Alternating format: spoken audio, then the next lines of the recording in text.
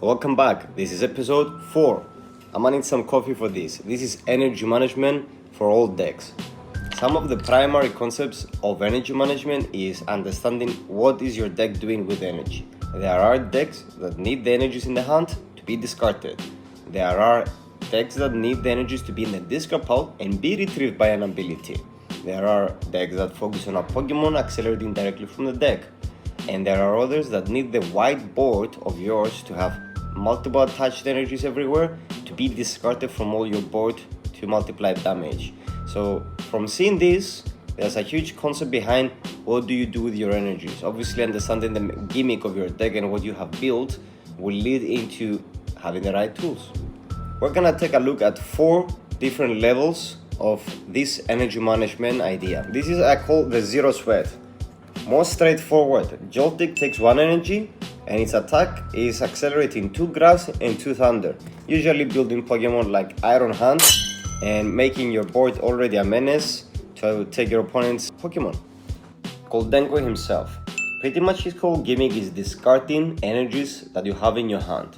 Obviously you have to have the energies in the first place, and himself only needs 1 metal energy, so nothing to manage in the attached side, but you got everything to manage in how fast can you retrieve your energies back to recharge a new powerful attack. Example, energy retrieval here can get you 4. Live Insect can get you 2 electric from the discard. And through these energies you can bring back 6 energies, guaranteeing that Gholdengo will have another 300 damage points attack. Plus minus 2 more energies, you have most of the targets down. Now, let's get to more. Now, next concept is Raging Bolt.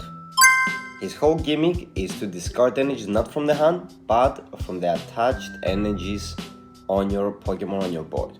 So the energy management away from fighting and thunder to be attached to him goes away and goes focused on Pokemon that can attach extra energies per round, like Teal Mask, where you draw a card and you attach an extra card per round energy on the Teal Mask. Now, you need more Teal Masks. Thanks God for back catching. There's ways to find them, and the grass energies to accelerate. Other ways to get them back if you discard them.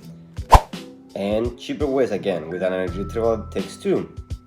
And for ancient Pokemon specifically, you can even get them from the discard pile, attach them to your ancient Pokemon like Raging Bolt, and also draw 3 cards. This can accelerate 2 from the discard. So Raging Bolt, for example, is a constant mechanism. Bring them, attach them, and then discard them instead of from the hand to the discard. A whole different concept. There are many more actually to discuss, but since it's dominating the current meta, Gardevoir. Since the dawn of time, Gardevoir has never left the meta. This time, for a good reason. So Gardevoir's concept is that you need the psychic energies to be in the discard pile. What she can do, bring them back, attach as many as she wants per round, as many as you have in the discard obviously. If you have 10, you can bring 10. The stipulation, it adds 2 damage counters for every energy. So attaching 3 for example to herself, that means 60 damage on her own. Now the question is, how do we get the energies in the discard? Here I have some blinked out psychic from 151, personal favorite design. In these cases, to get this many and even more in the discard, you can use an earthen vessel, discard 1 psychic to get 2 more, hopefully in your hand, or at least trying to aim to have a professor's research. Discard the whole hand and take 7 fresh cards, which means that maybe you can take more energies, another earthen vessel, discard already, and discard again. You can keep on discarding and pushing the energies. And now, why would you need on Gardevoir the energies alone to be doing damage? I mean, that's a stipulation. Pokemon that pair with Gardevoir, like Drifloon, the more damage he has, the more he attacks. In this case, he attacks 3 times the damage on himself. If you can increase his HP, cause enough damage to him without killing him, he can attack 3 times his body weight pretty much. So taking targets of 360 is not impossible with a Drifloon through Gardevoir. More pieces of Gardevoir that need the damage is Screamtail. This time around is 2 times the damage. So if you have 50 on Screamtail, she can attack 100. But this time she can attack it anywhere. On the bench, on the active, so you can snipe around. And that's enabled because of Gardevoir.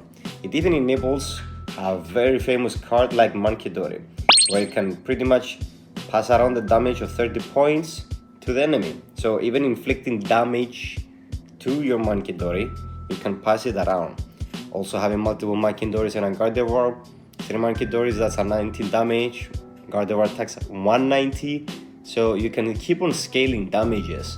So damaging yourself in this concept is not a bad idea. It's a whole different level of energy management and mathematics. We're out of coffee and out of some concepts, but not out of videos. Next video we're gonna cover one of the most important ideas, and that is sequencing.